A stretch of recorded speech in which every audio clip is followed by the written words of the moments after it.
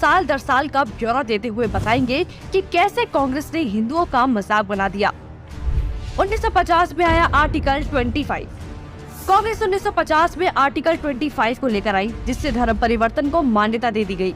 और सबसे ज्यादा किसका धर्म परिवर्तन हुआ ये सब जानते हैं, लेकिन ये तो सिर्फ शुरुआत थी।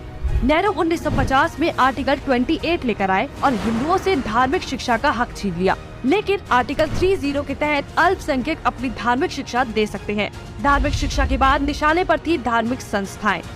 1951 में HRCE एक्ट, 1951 में Hindu religious and charitable endowment act लेकर आए। उन्होंने कारण दिया कि बड़े मंदिरों का रखरखाव सही से हो सके, लेकिन इसकी आड़ में कब्जे कर लिए, जिसके तहत भारत में मौजूद बड़े बड़े मंदिरों का प्रबंध सरकार ने अपने हाथों में ले लिया और मनमाने ढंग से इनकी संपत्ति का दुरुपयोग किया। और ये सिर्फ हिंदुओं के मंदिर पर लागू था, बाकी धर्मों या धार्मिक स्थल पर लागू नहीं था। 1956 में हिंदू कोड बिल आया। 1956 में नेहरू सरकार हिंदू कोड बिल लेकर आई, लेकिन अल्पसंख्यकों के लिए इन्होंने पर्सनल लॉ बोर्ड को बिल्कुल हाथ नहीं लगाया। मतलब एक ही है, देश में एक जाति कद संविधान कानून से और दूसरी अपने धर्म के कानून के हिसाब से, और आज भी यूनिफॉर्म सिविल कोड से कतराते हैं। कांग्रेस ने लगाई आरक्षण की आग।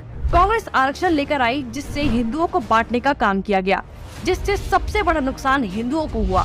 आरक्षण की देश में जरूरत थी, लेकिन मक्कार कांग्रेसी इस योजना को 10 साल लागू करने की बजाय इसे बढ़ाते चले गए और न ही इससे लोगों को सशक्त बना पाए, जबकि लोगों को इसकी लत लगा दी गई। इंदिरा का कार्यकाल। साल 1976 में इमरजेंसी के दौरान ही इंदिरा ने संविधान में सेक्युलर शब्द को जबरदस्ती घुसा दिया, जिसको लेकर संसद में कोई चर्चा तक नहीं हुई। मतलब कि हिंदू बहुसंख्यक होते हुए भी भारत हिंदू देश नहीं कहलाया जा सकता। जबकि आप हमारे आसपास देखेंगे तो सभी मजहबी देश हैं, लेकिन हिंदुओं के लिए कोई देश नहीं बचा। इसके बाद हिंदुओं के कानूनी अधिकार और इतिहास निशाने पर थे। 1991 में पूजा स्थल कानून। 1991 में कांग्रेस ने पूजा स्थल कानून बनाया, जो बेहद हिंदू विरोधी कानून था, क्योंकि इस कानून के तहत हिंदू, सिख और जैन मुगलों के कब्जे से मंदिरों को छुड़ाने के लिए लड़ाई ही नहीं लड़ सकते। उनके पास दलील सुनने का कोई कानूनी अधिकार ही नहीं छोड़ा गया। हमने लाखों मंदिर और उनका इतिहास खो दिया। 1992 माइनॉरिटी कमीशन एक्ट। कांग्रेस ने अल्पसंख्यक आयोग अधिनियम बनाने के बाद अल्पसंख्यक आयोग बना दिया। ऐसा करके कांग्रेस ने धर्म विशेष के लोगों को स्पेशल दर्जा तो दिया ही, हिंदुओं को बांट दिया, जिसके तहत सरकार की हर योजना का सबसे ज्यादा फायदा धर्म विशेष के लोगों को ही मिलता है, जिससे कांग्रेस ने सांप को भी मार दिया और लाठी को भी नहीं टूटने दिया। मतलब साफ है, हिंदुओं को भी बांट दिया और धर्म विशेष के लोगों को भी खुश कर दिया। जब देश सेकुलर बना दिया तो मेजॉरिटी और माइनॉरिटी की जरूरत ही क्या थी। 1995 में वक्फ बोर्ड कानून। 1995 में वक्फ बोर्ड कानून बनाकर कांग्रेस ने एक और महापाप किया।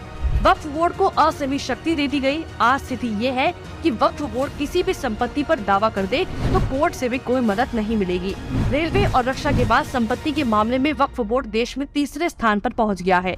अब सिर्फ एक आखिरी बार बचा था, वो बार था राम सेतु एफिडेविट। राम सेतु एफिडेविट बनाया। हिंदुओं ने फिर 2004 में कांग्रेस को चुन लिया, तो कांग्रेस ने इसका इनाम देते हुए राम सेतु एफिडेविट बनाया और भगवान श्री राम के अस्तित्व को ही नकार दिया और काल्पनिक बताया। आस्था और धर्म पर वार करने के बाद अब कांग्रेस ने हिंदुओं को ही बदनाम करने का प्लान बना लिया। 2009 में हिंदू आतंकवादी घोषित।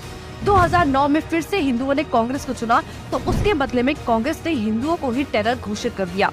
कांग्रेस ने बहुत ही चालाकी से एक एक कर हिंदुओं के धर्म, अधिकारों और शिक्षा के अधिकार को छीन लिया, लेकिन हिंदू फिर भी कांग्रेस को नहीं समझ पाया। औरंगजेब ने हिंदुओं को खत्म करने के लिए तलवार का इस्तेमाल किया, तो कांग्रेस ने हिंदुओं को खत्म करने के लिए संविधान का इस्तेमाल किया। फिर भी कांग्रेस ही बोल रहे हैं कि लोकतंत्र खत्म हो रहा है।